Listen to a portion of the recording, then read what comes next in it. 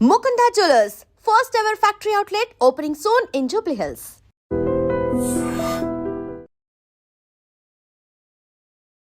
రేపు టిఆర్ఎస్ భవన్ కి కేసీఆర్ రాబోతున్నాడు.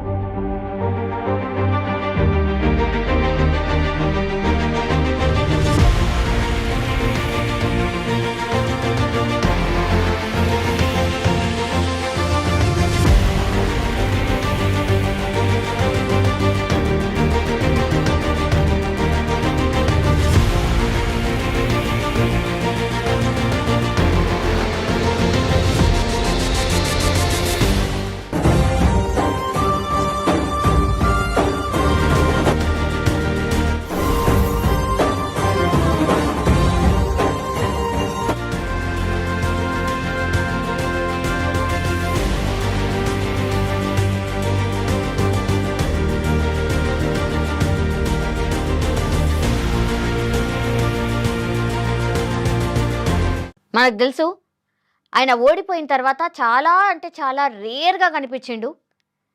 కేసీఆర్ ఎక్కడ ఫామ్ హౌస్కే పరిమితం అవుతాడా, ఇక బయటకు రాడా, ప్రజల కోసం మాట్లాడా, ఇట్లా చాలా పెద్ద ఎత్తున చర్చ నడిచింది. యాజ్ వెల్ యాజ్ చాలామంది క్వశ్చన్ చేసిర్రు. ఎస్పెషల్లీ అధికార పార్టీ అయితే సందు దొరికితే కేసీఆర్ని విమర్శించే ప్రయత్నమే చేశారు. కానీ స్థానిక సంస్థల ఎన్నికల్లో బీఆర్ఎస్ పార్టీ అద్భుతంగా పర్ఫార్మెన్స్ చేసింది.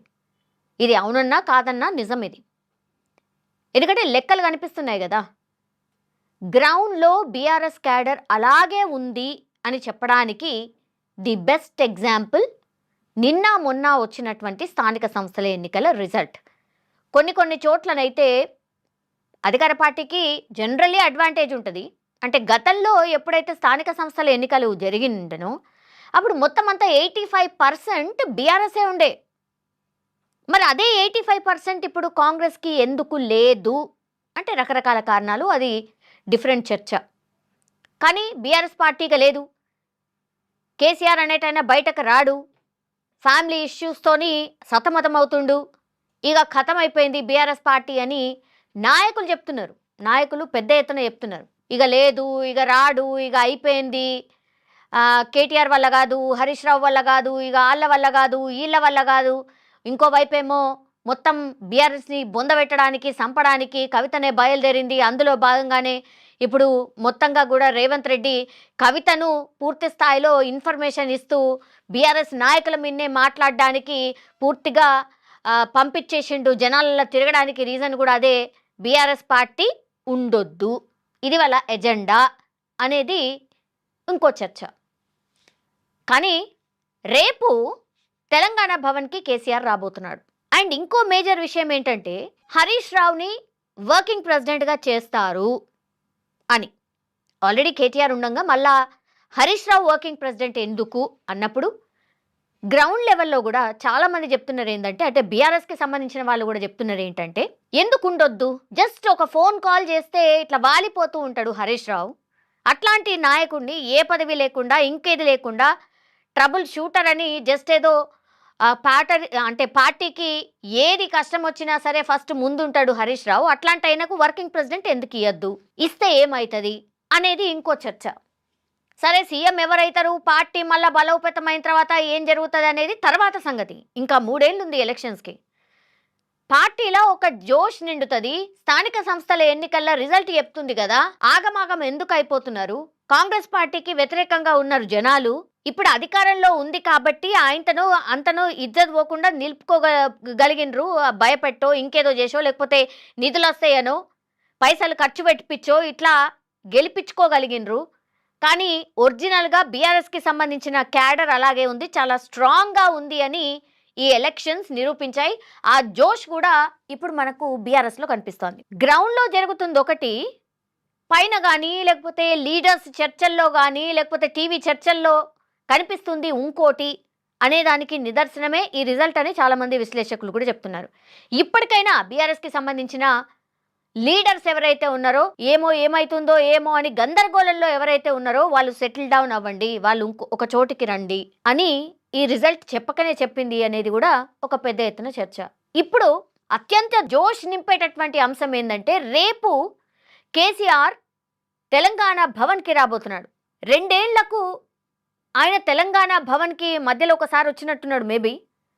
2 ఏళ్లకు కేసీఆర్ తెలంగాణ భవన్కి వస్తున్నాడు అంటే ఒకటి రీజన్, ఒకటి నీటి పంచాయతీలకు సంబంధించి అక్కడి నుంచి ఏదైనా ఉద్యమం లాగా అనౌన్స్ చేయబోతున్నాడు అనేది ఒకటి చెప్తున్నారు. నీటి వనరులకు సంబంధించిన అంశం మీద ఆయన పోరుబాట పట్టబోతున్నారు అని ఒకటి చెప్తున్నారు. బట్ లేదు, ఇది కాకపోతుండొచ్చు అనేది కూడా ఇంకో విశ్లేషణ. ఎందుకు అంటే యాక్చువల్లీ హైదరాబాద్ని యూటీ చేయబోతున్నారు అని పెద్ద ఎత్తున చర్చ అయితే నడుస్తోంది. ఈ గ్రౌండ్ వర్క్ కూడా అమిత్ షా పూర్తిగా నివేదిక తెప్పించుకున్నాడు 2022లోనే అని బక్కా జడ్సన్ మనకందరికీ తెలుసు. ఆయన ప్రెస్ మీట్ పెట్టి చెప్పిండు, యూటీ చెయ్యబోతున్నారు హైదరాబాద్ని. అప్పుడే మనం విభజన జరిగేటప్పుడే హైదరాబాద్ని 2 రాజధానులు చేస్తామంటేనే ఒప్పుకోలేదు. యూటీ కూడా చేస్తారేమో అనే చర్చ ఉన్నప్పుడు అప్పుడు మనం ఒప్పుకోలేదు. ఇప్పుడు మళ్ళా మొన్న 2022లో ఒక నివేదిక తెప్పించుకున్నారు అమిత్ షా. అందులో హైదరాబాద్ని యూటీగా చేస్తే చాలా బాగుంటుంది అని నివేదిక రిజల్ట్ చెప్పింది అనేది కూడా పెద్ద ఎత్తున చర్చ నడుస్తోంది. ఇది ఇంప్లిమెంట్ కాబోతోంది. బీజేపీ ప్లాన్ కూడా అదే, బీజేపీ స్ట్రాటజీ కూడా అదే. విభజించు పాలించువా, లేకపోతే గుండకాయ లాంటి హైదరాబాద్ని లాగేసుకుంటే మిగతా తెలంగాణ వాళ్ళ గుప్పిట్లోకి వచ్చేస్తున్నానా, ఇంకోటా లేకపోతే మనం ముంబై తర్వాత సెకండ్ ట్యాక్స్ పేయర్స్గా ఉన్నాం కాబట్టి డబ్బులు దండిగా ఉన్నాయనా, వనరులు బాగున్నాయనా, ఇక్కడ భూకంపాలు రావనా. మన తెలంగాణకి యాక్చువల్లీ మనం అంటాం కదా గోల్డ్ మైన్, ఒక డైమండ్ లాంటిది అని. యాక్చువల్లీ హైదరాబాద్ అట్లాంటి ప్లేస్. సో దాన్నే లాగేసుకుంటే ఇంకా తెలంగాణలో మిగిలిందేంటి? ఇది పెద్ద ఎత్తున చర్చ. గుండెనే తీసేసుకున్న తర్వాత ఇంకెందుకు, ఇంకా చచ్చిపోయినట్టే కదా తెలంగాణ, ఇంకా నాశనం అయిపోయినట్టే కదా. దాన్ని లాక్కునే ప్రయత్నం కేంద్రం చేస్తోంది. మనం ఎట్టి పరిస్థితుల్లో దీని మీద పోరాటం చేయాల్సిందే అని చాలామంది ఉద్యమకారులు మాట్లాడుతున్నారు. గతంలో ఉద్యమంలో పోరాటం చేసిన వాళ్ళు చాలామంది మాట్లాడుతున్నారు. ఇదే ఆయన స్ట్రాటజీ ఉండబోతోంది. రేపు తెలంగాణ భవన్లో కేసీఆర్ చెప్పబోతుంది ఇదే.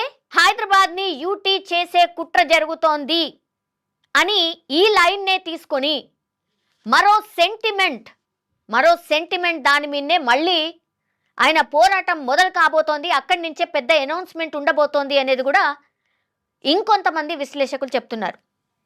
ఇదే నిజమైతే మాత్రం మొన్నటి రిజల్ట్స్ యాజ్ వెల్ యాజ్ ఆయన ఇచ్చే పిలుపు, ఇవి 2 కలిస్తే మాత్రం ఎవరైతే మిగతా పార్టీస్ ఏవైతే కోరుకుంటున్నాయో బీఆర్ఎస్ చచ్చిపోయింది, బీఆర్ఎస్ చనిపోయింది, ఇక లెవ్వదు, అయిపోయింది అని ఎవరైతే ఇప్పటి వరకు అంటూ ఉన్నారో వాళ్ళకు ఒక బిగ్గెస్ట్ లెసన్ ఇది. అండ్ ఒకవేళ యూటీ చేసే కుట్ర నిజంగానే బీజేపీ చేస్తే గనక ఇంకా బీజేపీ తెలంగాణలో ఉండే ప్రసక్తే ఉండదు అనేది కూడా ఇంకో చర్చ.